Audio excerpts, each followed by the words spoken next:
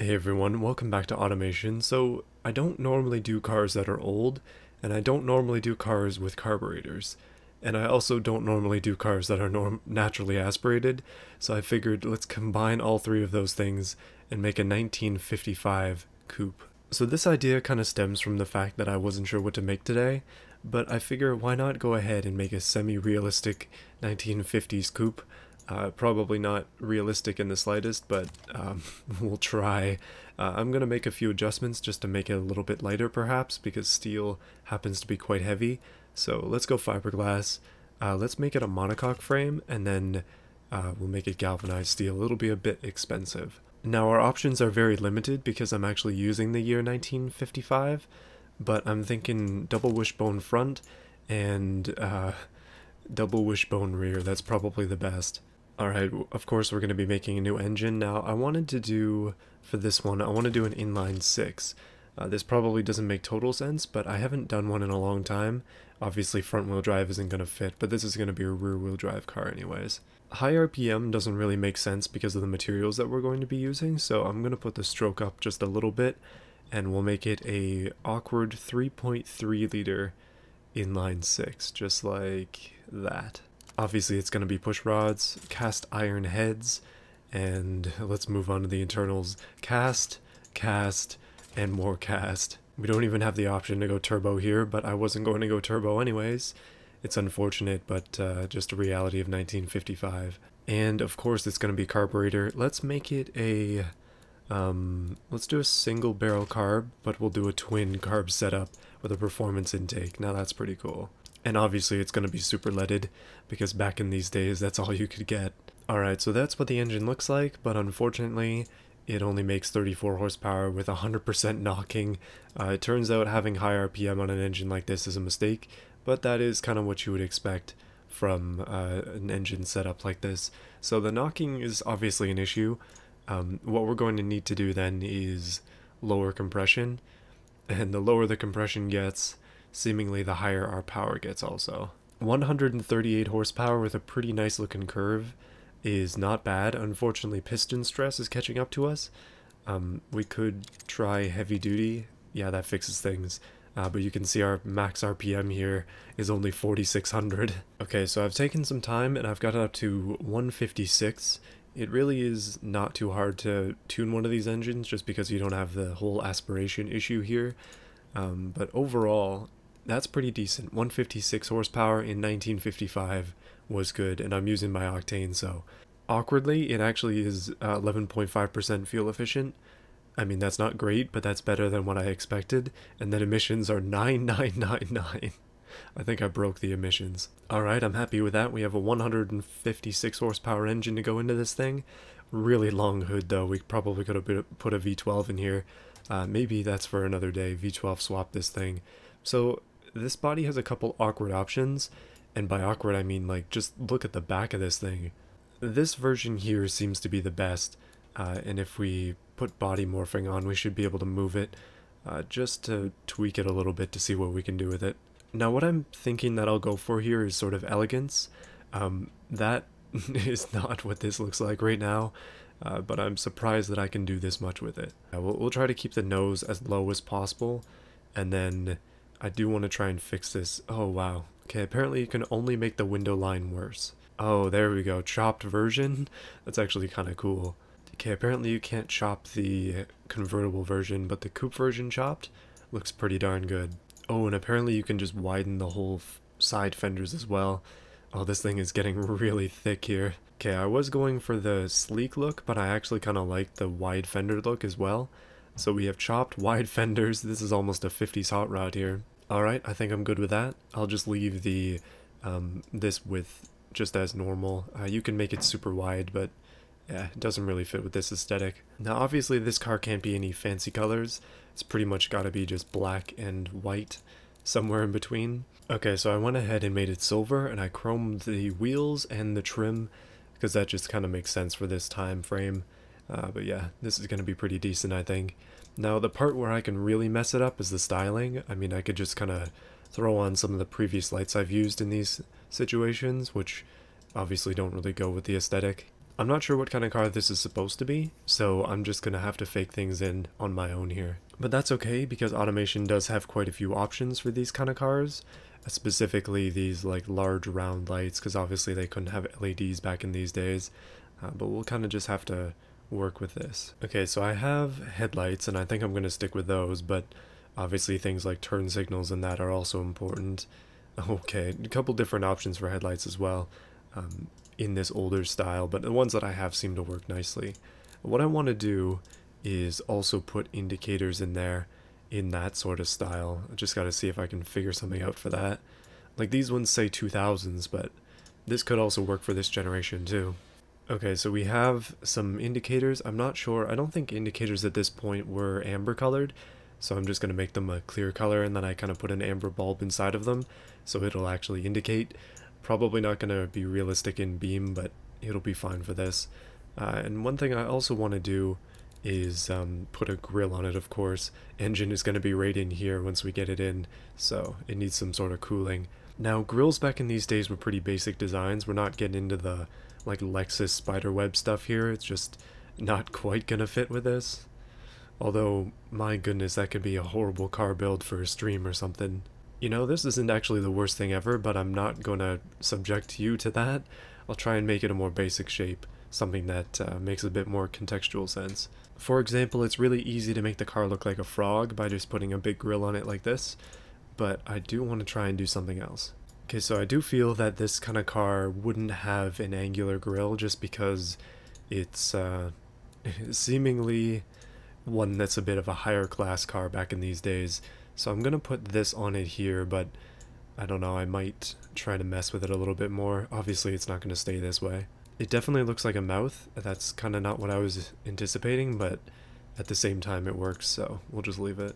Making it translucent is also definitely something I'm considering, although it doesn't quite match with the style.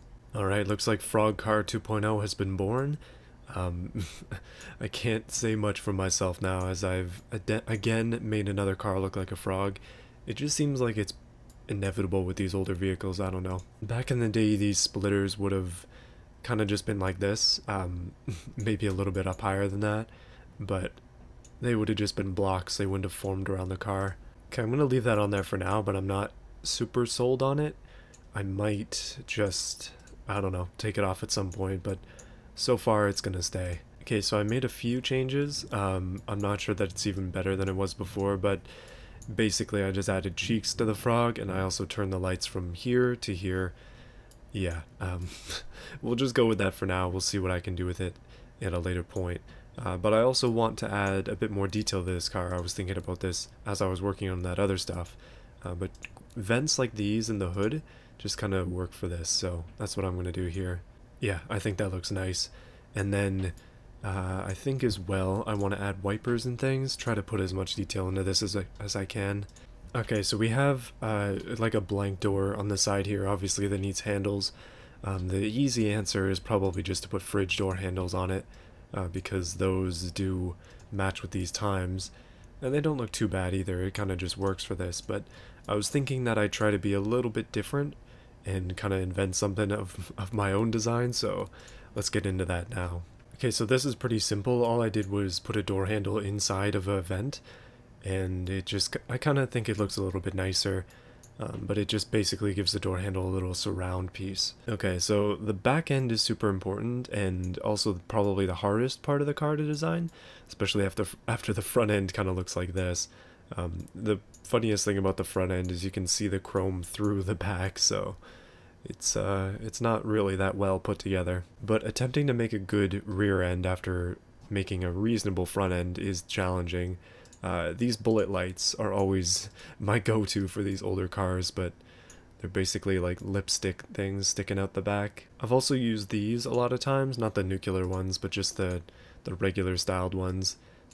I've used them on a bunch of old cars before, and the reason for that is pretty simply because they can look good if you remember this design from the past and the new design from the present. Okay, so none of the rear lights actually work with what I'm going for, but we do have two options of headlights that I can kind of turn into lights that we can use on the back. First things first are these ones here. These are actually the same lights used on the front, but you'll notice that they have depth, whereas these ones here do not have depth.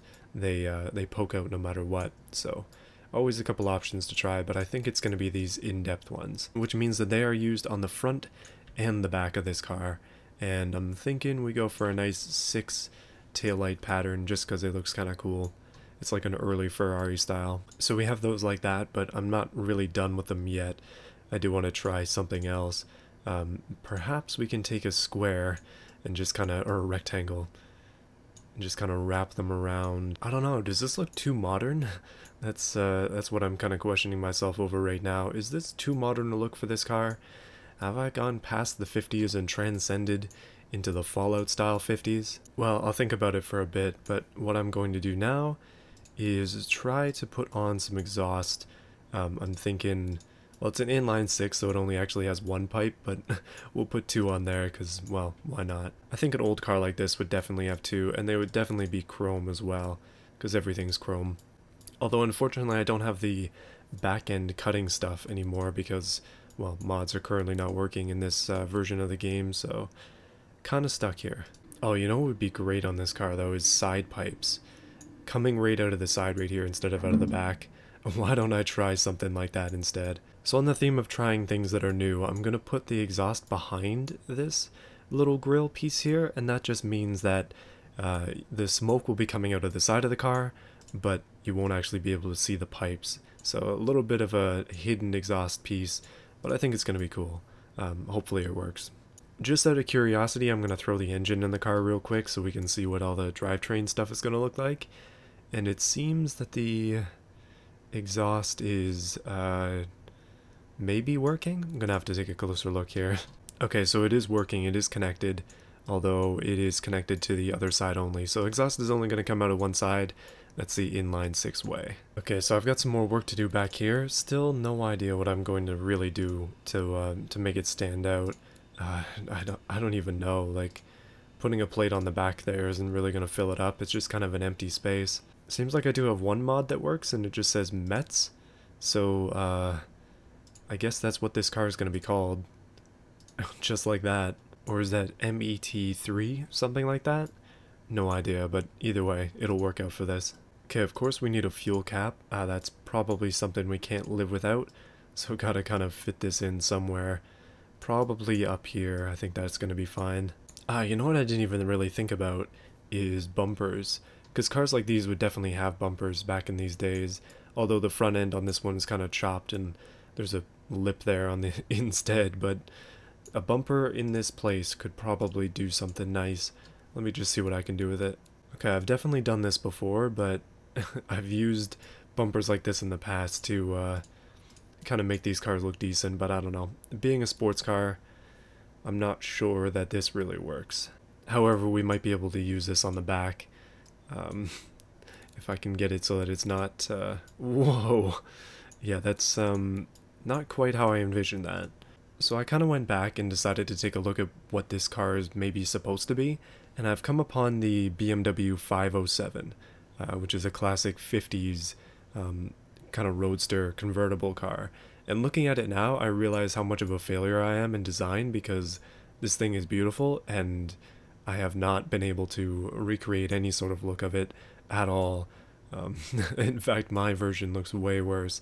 So what I'm going to do, just as a bit of a change, I'm not going to completely undo what I've done this entire time because that's, well, not a good idea. What I'm going to instead do is thin this up a little bit just to make the front end not so wide, and then we'll fix that. And then the back end on this car is pretty simple as well. So I'm going to put a bar here, and I'll do another bar on the back, and I might get rid of some of these lights or change them up, I don't know. But that could be okay. And also, after a little bit of an experiment, I think I'm going to make the car white, just because it looks a little bit better like this. And I'll try to, I don't know, try to make this stuff look a little bit nicer as well now that the front end isn't so wide.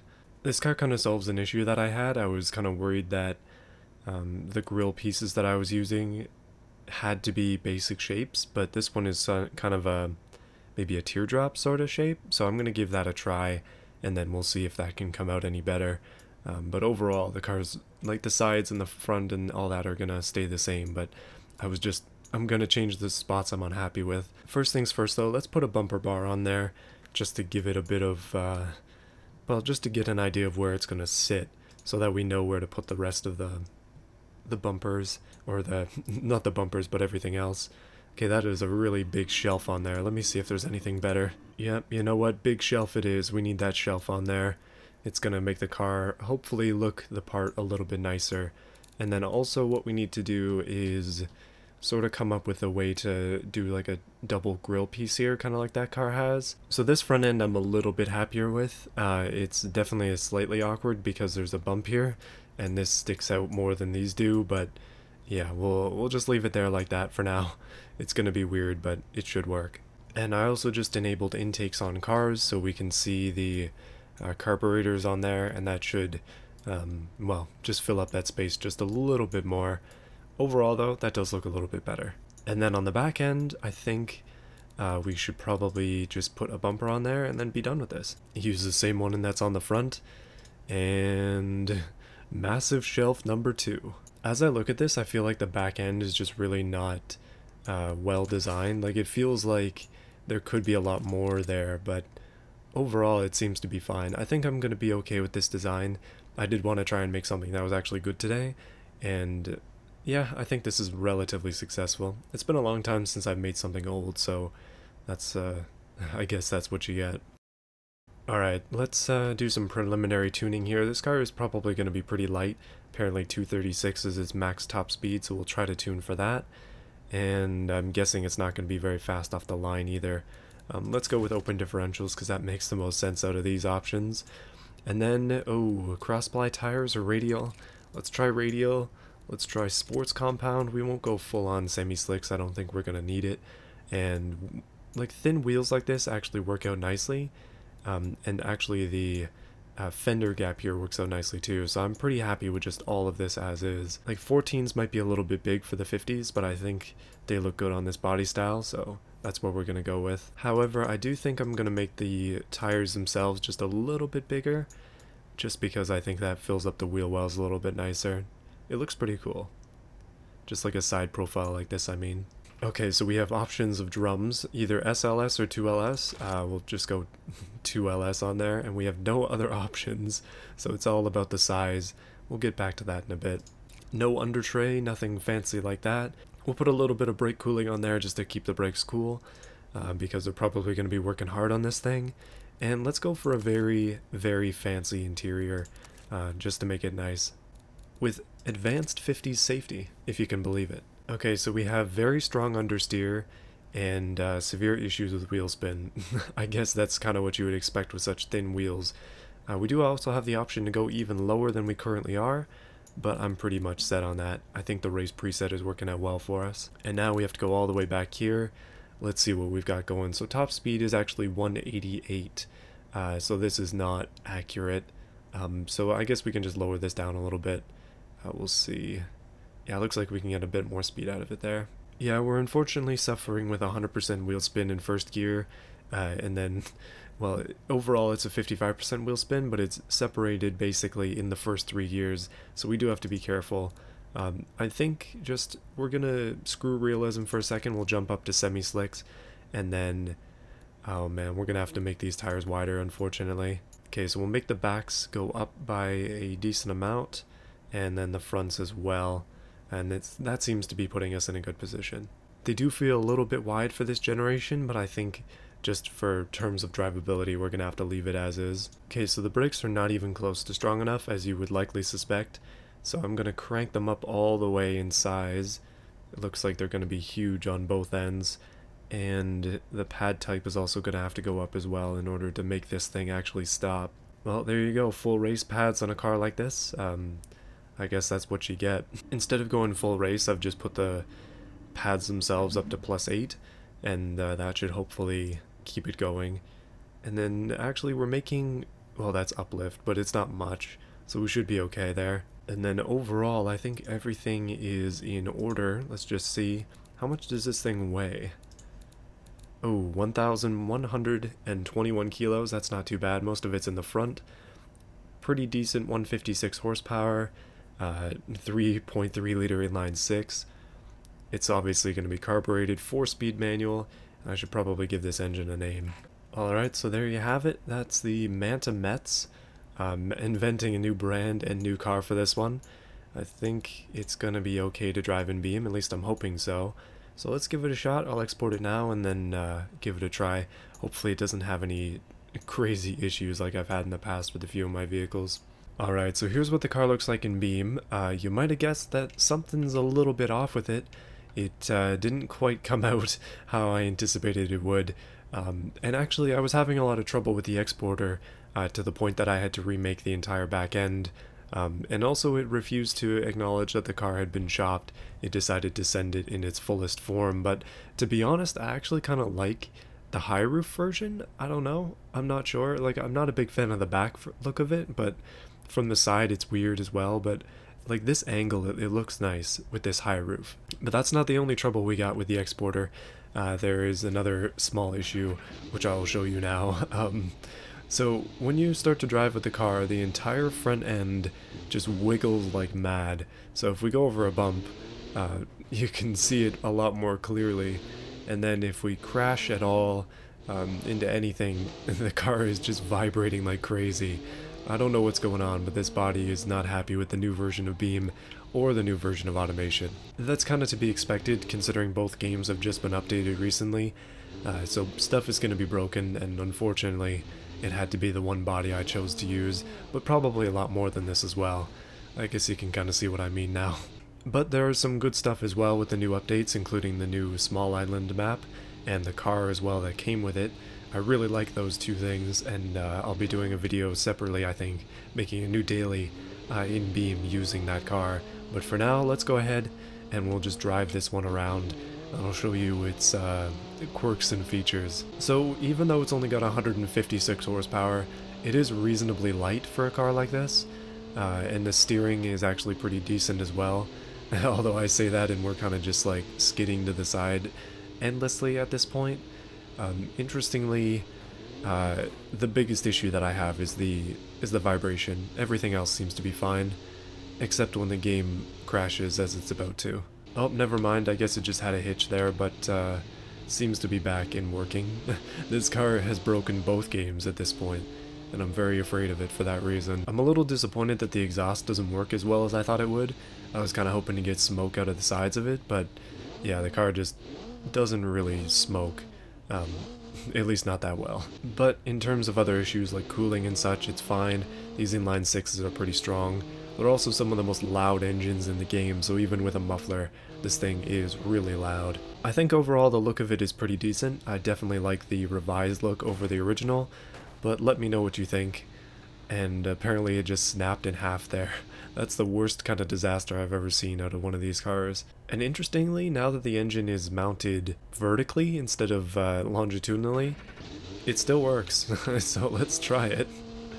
Oh, okay, never mind. I guess we're not going anywhere. So kind of the reason that I did this was I wanted to do another longer BeamNG automation, mostly automation build on the channel. I haven't done like a half-hour plus video for a while, but there isn't really much to do with this car in Beam. Like, it's not made for a specific purpose, it's just kind of a roadster from the 50s. Like, oh wow, it's so jiggly. But a lot of the cars that I've made in the past, like in the recent past that is, have had some sort of gimmick. This one not so much. Although I'm thinking with how fragile it is, I don't know if that's just a fiberglass thing or not, because I haven't actually used fiberglass in automation for a long time, but I might be able to stick like a massive V16 under the hood of this, put some ridiculous power into it, and just twist the chassis with every acceleration. That could be pretty fun. Needless to say, our fourth gear is extremely long, and our top speed of 197 is probably not going to happen within a reasonable time frame. At least not here. Maybe on the dead straight if I just leave it for a long time. This is surprisingly slow. 171, like, I'm pretty sure my dad's Honda Civic can do that, but I mean, this is the 50s, so it's a little bit of a different time. Yeah, overall I was worried about the back end not coming out the way I wanted it to, and the lights in particular not looking the way I wanted them to, but they do look fine. It might be a little bit complex for a car of this age, but I think having triple lights on each side is kind of cool, so that's why I went with that. And it seems on the ring, 180 is about as good as we're gonna get. Although I must say, despite having a little bit of uplift, this car is very, very good at just being stable at its maximum speed. I have had the throttle down now for like 3-4 minutes, and it's just going, like, nothing really going on except for the wobbling. Everything else is rock steady. Alright, let's make a swift exit and see if the car survives. Oh, that's not good. Oh, but it survived. Would you look at that? Absolute genius. I don't know, maybe it's just the fiberglass material that's doing this. Like, it's supposed to be pretty steady, but it's really breaking quite easily. A lot more so than I'm used to. Let me know if that's something you've experienced in the past. Okay, the exhaust is coming out, I can kind of see it now, but it's coming out a lot higher than it should. It kind of comes out above the vent for some reason, although the exhaust pipe is literally in the vent. I was trying to do something cool, but obviously it was not meant to be. At least I know now. Okay, you know what? This whole like fiberglass breaking and just car being destroyed thing has me thinking. Let's try and put this car through the ringer and see how bad I can actually make it get. Most cars in a general sense are not this destroyable if they've been exported from automation, so I really want to try and do something with this. And also, I think I just said destroyable there. I definitely mean destructible. Sometimes words are just not my forte. Alright, I'm just gonna give it the beans here, and we're gonna crash into a pillar and see what that does at basically maximum speed. Well, as maximum as we're gonna get as we approach this. You can guess you can see which one I'm aiming for, and let's hope for the best. 150, 155, hopefully 160 kilometers. Okay, so we rocketed the diff out of the back, and everything seems to be functional still. The i6 is actually working. So even after that ridiculous collision, and the oil pan on the bottom there obviously being a little bit off, the engine actually still works. Surprising. It appears that i6s are the cockroaches of engines, so I mean, that's not unexpected. Alright, in the theme of destroying things just that little bit more, let's go ahead and try the Covet test thing that I did before. I did a bit of a speedrun on it in one of the previous videos. I think it was actually the previous video. I've been making a lot of videos lately. I'm having a hard time keeping track. But let's go ahead and just try this. I think 50-ish kilometers an hour is enough. Ooh, that was smooth. Nice and smooth. Okay, apparently this thing's better than the Covet in every way. Wow, that was really nice. And then we'll try some of these bumps. Oh wow, that wiggling front end. That is really bad. Out of curiosity, let's just take it off of one of these ramps at 100 k's an hour. See what we can do with it. Probably a bit of air, probably a bit of death. And the whole front end folded again. Seems to be a running theme. Okay, I want to try to do one different type of collision instead of just the front end getting hit, because that definitely just keeps happening. Most of the weight is in the front, so it's going to fall to the front. But if I accelerate up this, I'm not 100% sure. Oh, okay, that's the front end again. The top of it actually seems to be pretty darn strong. Maybe that max safety's helping it out. But the engine, once again, remains alive. This is the kind of car where I wish automation had inline 8s and also inline 12s, so we could just do like really stupid stuff with them. But obviously those are very uncommon engine types, so they're not going to put them in the game. Still though, one day I hope for the best. Maybe not today or tomorrow, but you never know. And I think that's going to be it for this video. I think that's it for this car, maybe for the rest of its existence. Hopefully we can maybe V8 swap it or something, make it just ridiculously powerful, even with the terrible brakes that it has back in the 50s. I wonder what the most powerful 50s configuration is. If you happen to know, let me know and we might try that. I'm guessing it has to do with V16s and, I don't know, triple carburetors, quad carbs, all that good stuff. But I would say that my desire to make an elegant 50s Roadster has been, well, I don't know, somewhat successful, maybe a little bit successful. It's not the worst car I've made, but it's definitely not the best. So yeah, let me know what you think in the comments, and if you enjoy this kind of content, be sure to subscribe, because I'm just going to keep making more of it, plus BeamNG, plus a bunch of other stuff. Just everything all together at this point. I don't even know. I'm kind of losing my mind a little bit. But that's what happens when you're in quarantine. These videos are sponsored by viewers like you. We have Canadian Steel Overlord, Dr. Ivo, That Riced Out Explorer, QT Bear, Terry Williams, The Most Random Person, Sick D Cars and Stuff, Boris Ramirez, Daniel, Justin, and Jacob. Thank you all for your support. I actually really do enjoy reading out these names at the end of videos. I find it to be a lot of fun. So yeah, add yourself to this list, please. See you guys again tomorrow, actually, for more content.